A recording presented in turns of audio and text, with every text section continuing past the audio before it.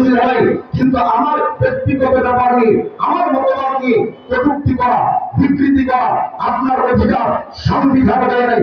সুতরাং যেই সংবিধানে কোন ধর্মের বিকৃতি করার অনুমতি দেওয়া হয়নি, সেই ইসলাম সম্পর্কে যদি হিজবুত তাওহীদ যেভাবে কটূক্তি করছে, সরকার যদি তাদেরকে প্রদর্শন নেয়, আজকে থেকে মুসলমানদের সিদ্ধান্ত হওয়া দরকার। তারা বলেছে রাসূল তার দায়িত্ব পরিপূর্ণ করতে পারেনি, তারা বলেছে রাসূল রাহমাতুল লিল আলামিন এখনো পর্যন্ত হতে পারেনি। প্রশাসনের কাছে আমাদের সুস্পষ্ট বার্তা, সাবেক স্বরাষ্ট্রমন্ত্রী আসাদুজ্জামান কামাল আমাকে বারবার নিষেধ করেছে হিজবুত তাওহীদ নিয়ে কথা বলতে পারবেন না। এমন হুমকি দেওয়া হয়েছে যদি হিজবুত তাওহীদের একটা মার্ডার হয়, আপনাকে যদি প্রধান আসামি করা হয়, তখন কি করবেন? আমি বলেছি আমাকে ফাঁসি দিবেন, পরে কি করবো? আমরা তো পর্যন্ত তৈরি আছি।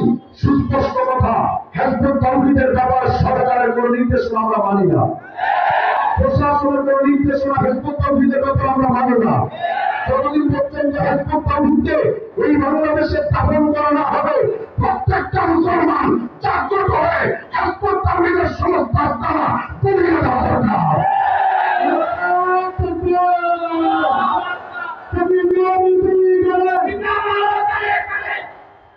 আল্লাহ তাআলা আমাদের সবাইকে কথাগুলো বুঝে হিজবুত তাওহীদের ব্যাপারে আমাদের